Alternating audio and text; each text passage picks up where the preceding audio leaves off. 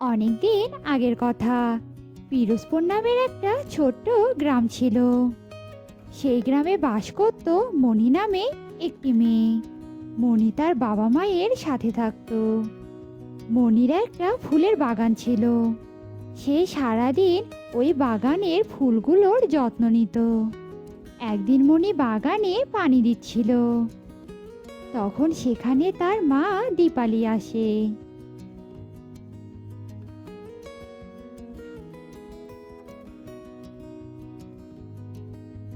হ্যাঁ রে মা, সকাল থেকেই বাগানে আছিস। খাবি না নাকি? কত বেলা হয়েছে, তোর খিদে পায় না বুঝি? চল চল, তাড়াতাড়ি খেতে চল।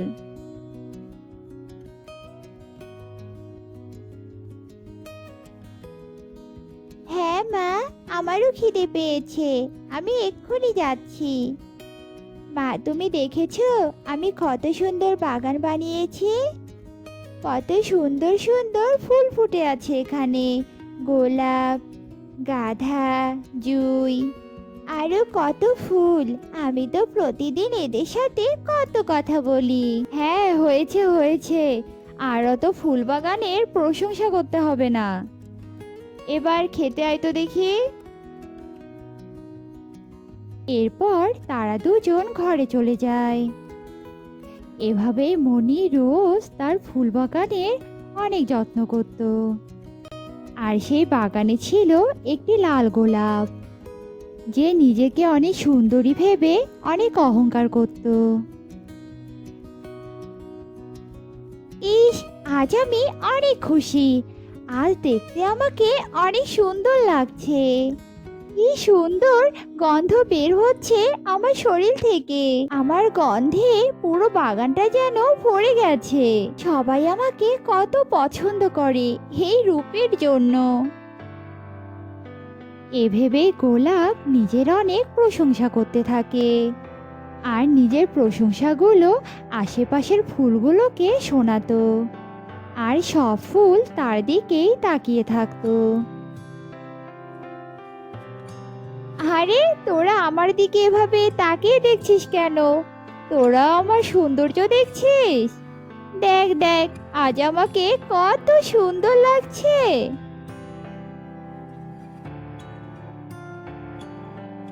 তখন গাঁদা ফুল বলে,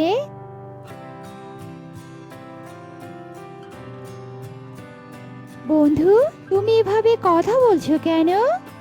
আমরা তো একই বাগানের ফুল, একই বাগানে আমাদের বসবাস। আর ভুলে যেও না, কয়েকদিন আগে কিন্তু তুমি আমাদের মতোই কলি ছিলে। আজ না হয় তুমি আগেই ফুটে গেছো, কাল তো আমরাও ফুটবো, তাই না?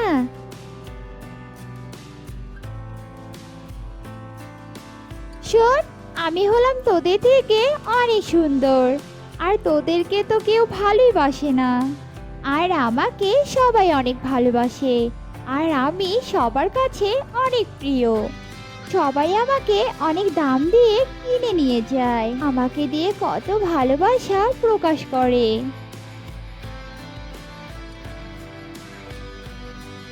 গোলাপের অহংকারী কথা শুনে জুঁই ফুল বলে,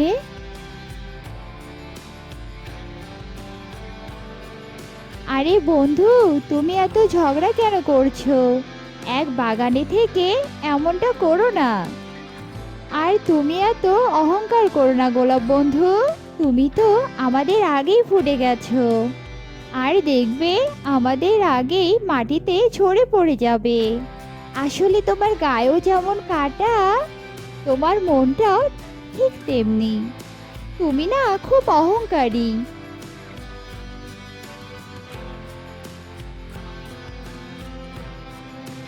ও, তোদের এখন হিংসে হচ্ছে তাই না? তোরা কি ভেবেছিস তোরা আমার থেকে বেশি সুন্দর? কখনোই না। আমি হলাম ফুলের রানী। তোরা কি আমার মতো রানী হতে পারবি?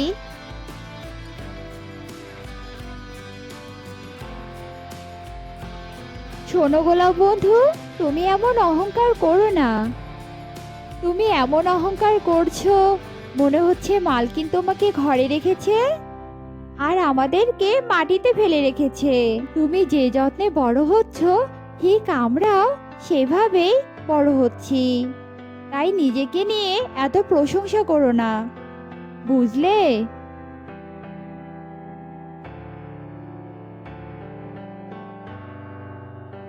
আরে যা তো, জ্ঞান দিতে আসিস না। তোর নামটাও গাধা আর তোর বুদ্ধিটাও গাধার মতো।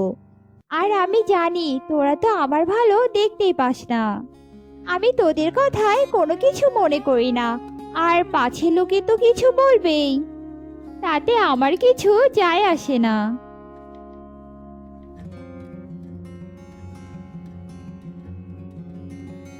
এভাবে প্রতিদিন গোলাপ অন্য ফুলদেরকে অনেক অপমান করত। গোলাপের এমন কথা শুনে অন্য ফুলরা অনেক কষ্ট পেত। একদিন মনির এক বান্ধবী নীলিমা মনিদের বাড়িতে আসে, আর মনি তার বান্ধবীকে নিয়ে তাদের বাগানে যায়। আর মনির বান্ধবী মনিকে বলে,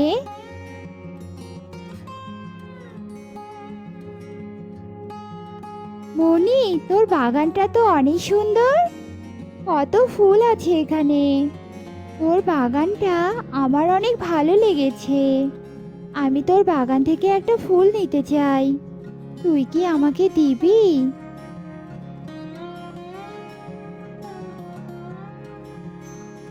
হ্যাঁ, কেন দেব না, বল তোর কোন ফুলটা চাই। আমি ওই লাল গোলাপটাকে নেব।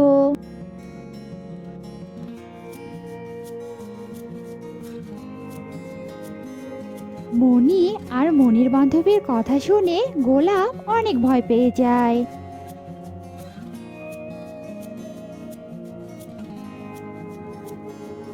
এ কি, তাহলে কি এখনই আমাকে এরা ছিঁড়ে ফেলবে? আমি আর বাগানে থাকতে পারবো না, আমি মারা যাব।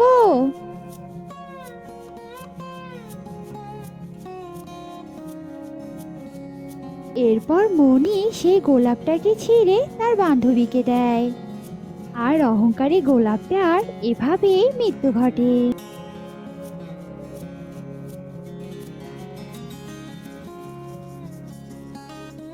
তো বন্ধুরা, আমরা এই গল্প থেকে কি শিখলাম? আমরা এই গল্প থেকে এটাই শিখলাম যে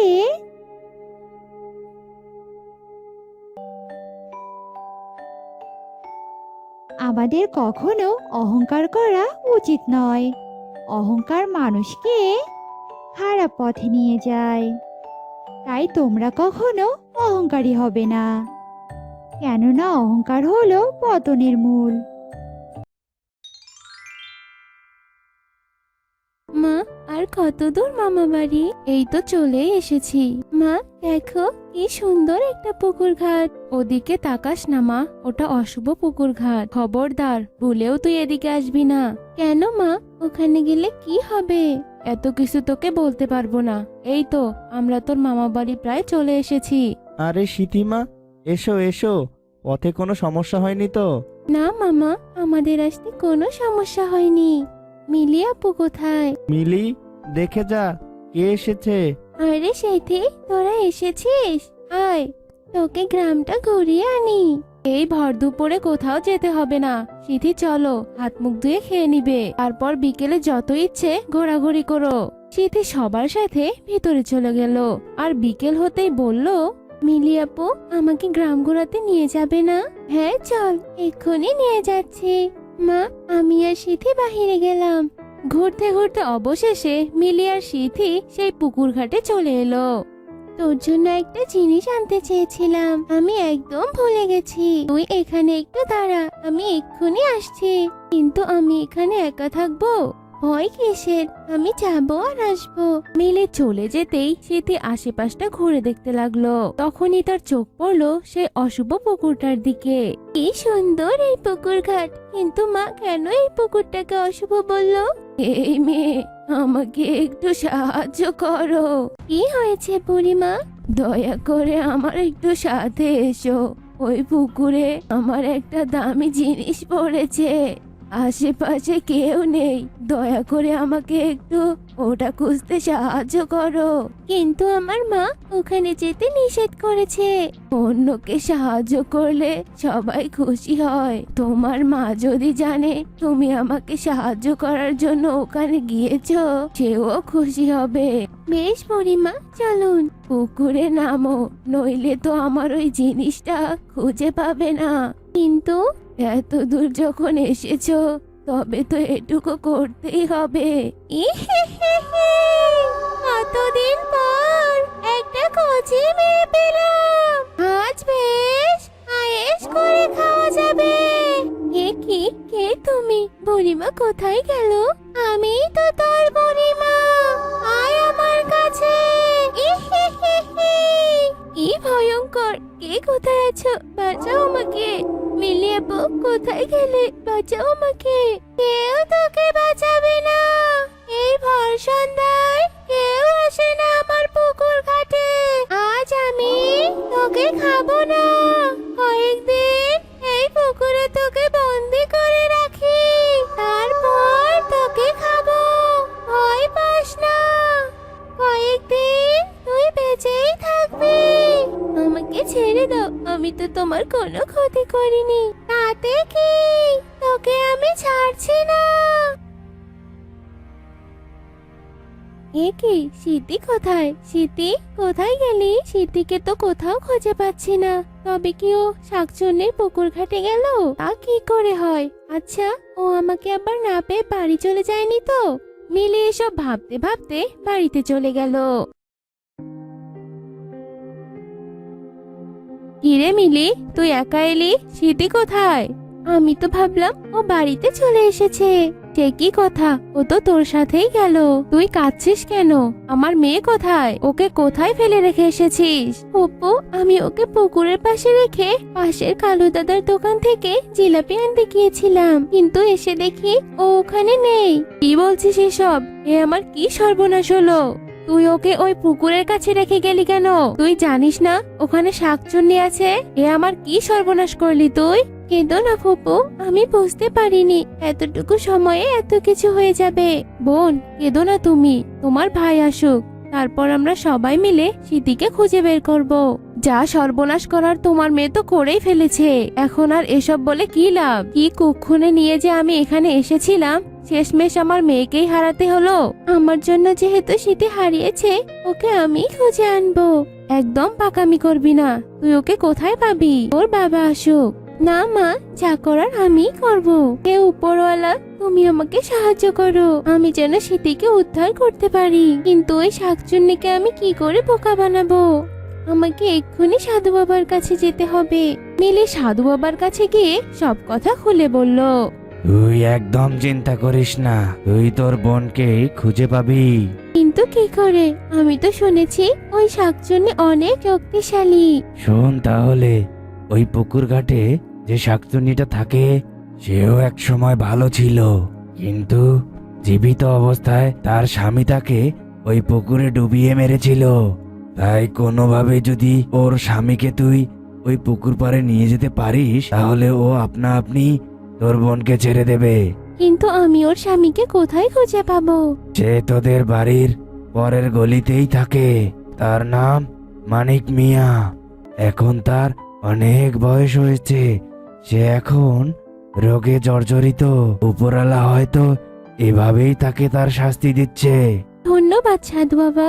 তারা, এই যে এটা তোর রক্ষা কবচ।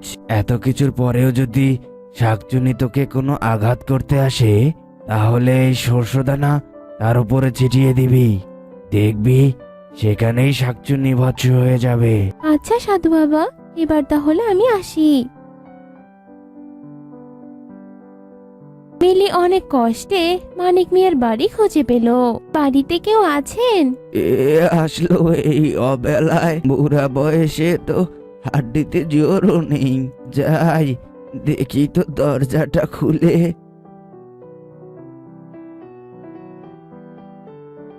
এ কি, কে তুমি? আরে অবেলায় আমার বাড়িতে কি করছো? মিলি এক এক করে মানিক মিয়াকে সব ঘটনা খুলে বলল। সব শুনে মানিক মিয়া কাঁদতে কাঁদতে বলল, সব ওই আমার পাপের শাস্তি। অত ভালো বউকে আমি পানিতে ডুবিয়ে মেরেছি, তাই তো আজ আমার এই অবস্থা।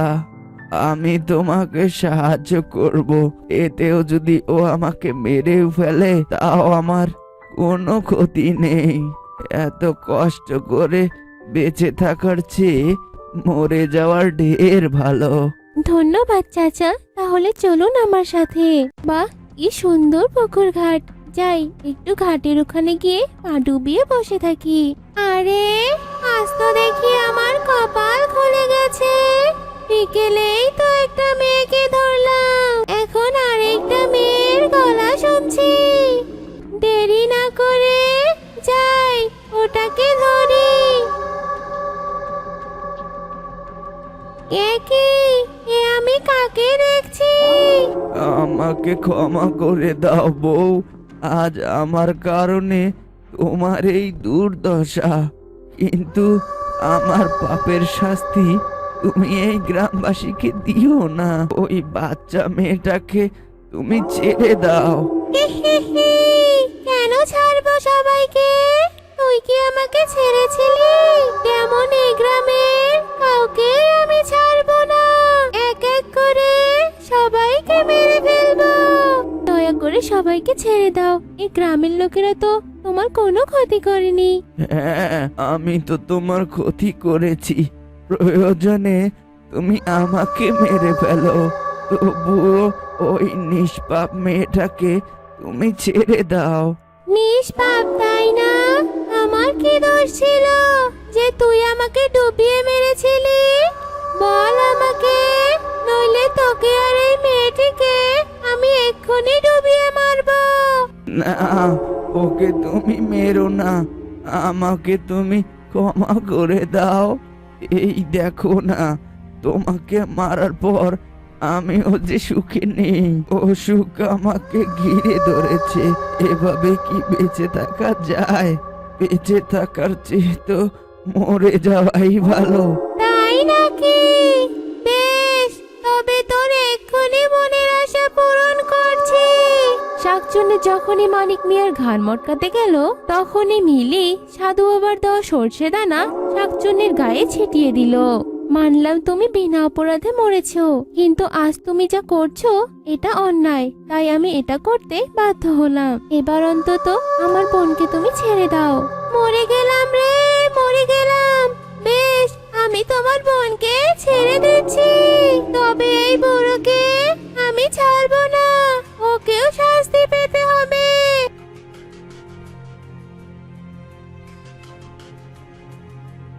ধন্যবাদ মিলি আপু, আজ তোমার কারণে আমি বেঁচে গেলাম।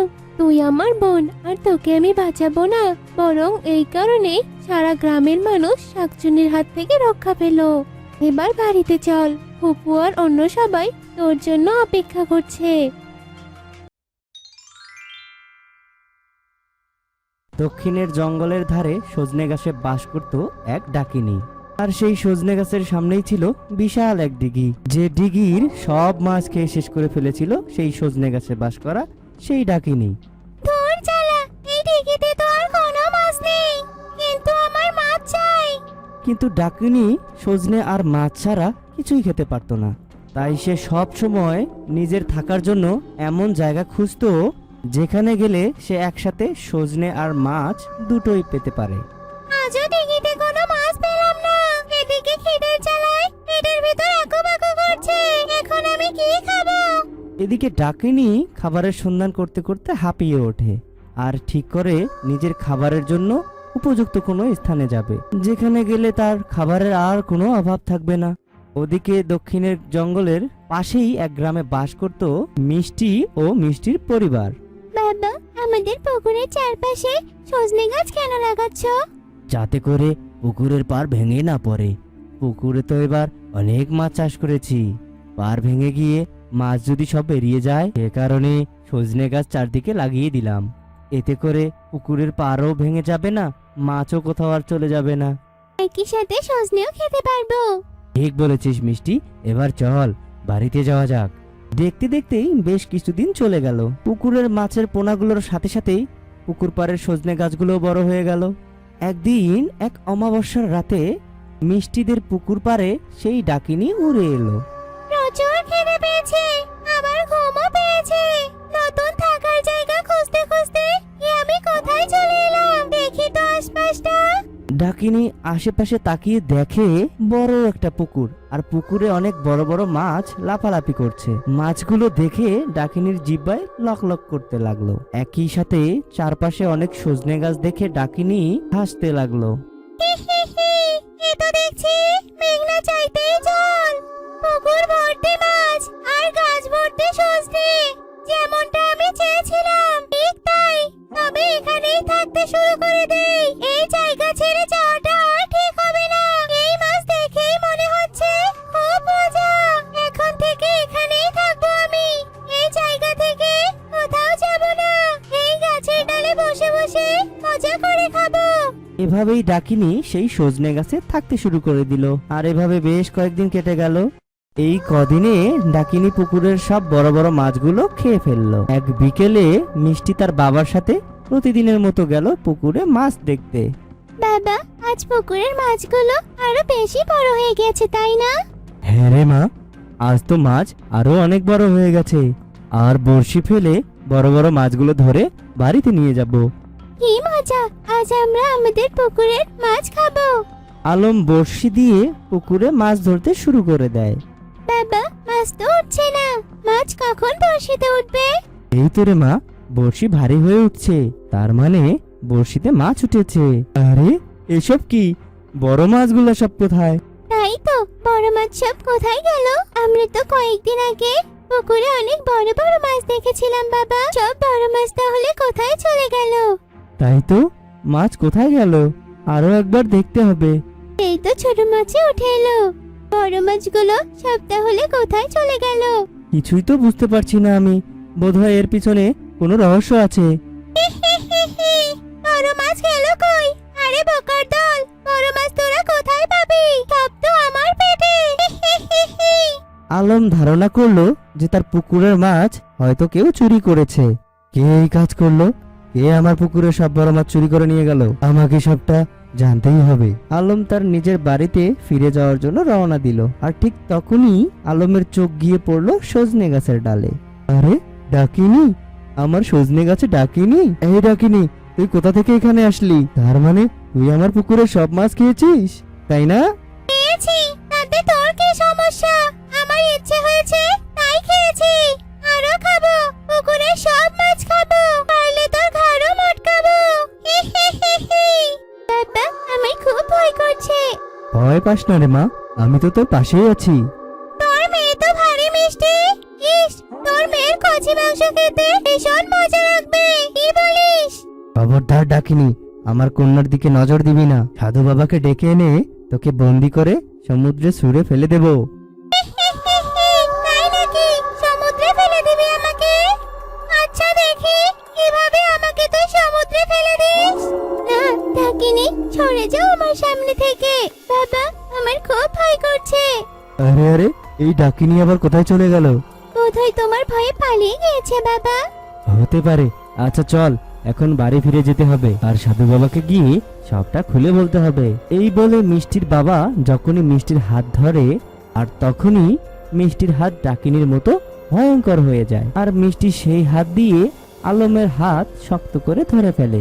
আরে মিষ্টির হাতে তো শক্ত কেন হয়ে গেল? এসব কি মিষ্টি? মিষ্টি না, আমি মিষ্টি না, আমি ডাকিনি। তোর মেয়ের শরীরকে আমি আমার নিজের নিয়ন্ত্রণে রেখেছি।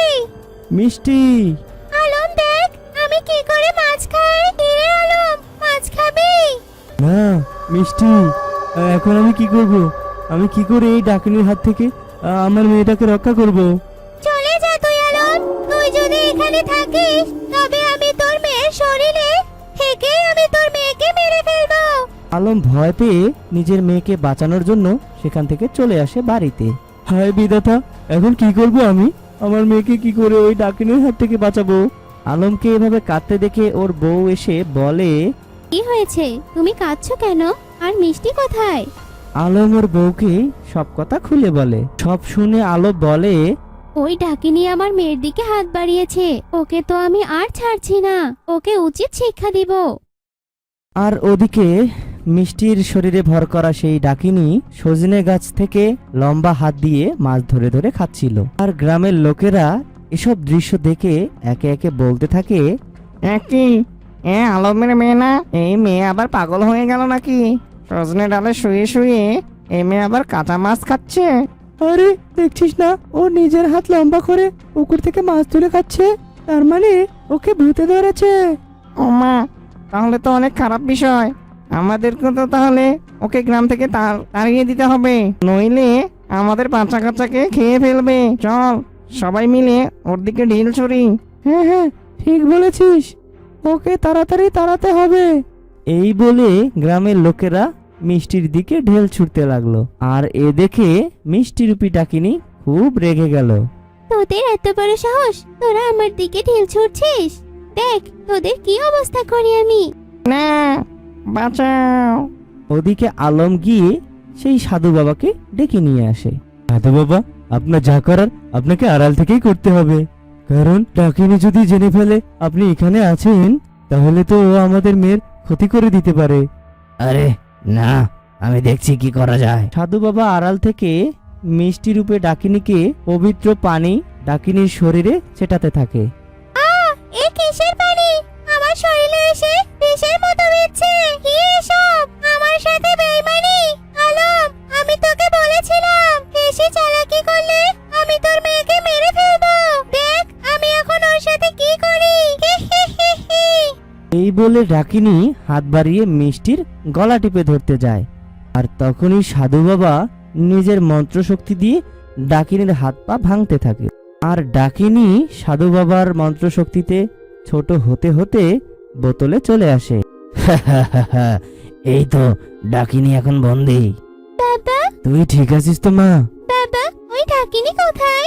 ও এখন বন্দি, আর তোমার কোনো ভয় নেই মিষ্টি। এই ডাকিনী এখন সারা জীবন এই বোতলে বন্দি থাকবে। এই বলে সাধু বাবা সেখান থেকে বোতল নিয়ে চলে যায়। তারপর আর কখনোই সেই ডাকুনি মিষ্টিদের পুকুর পাড়ে আর সজনে গাছের ডালে আসার নামই ভুলে যায়।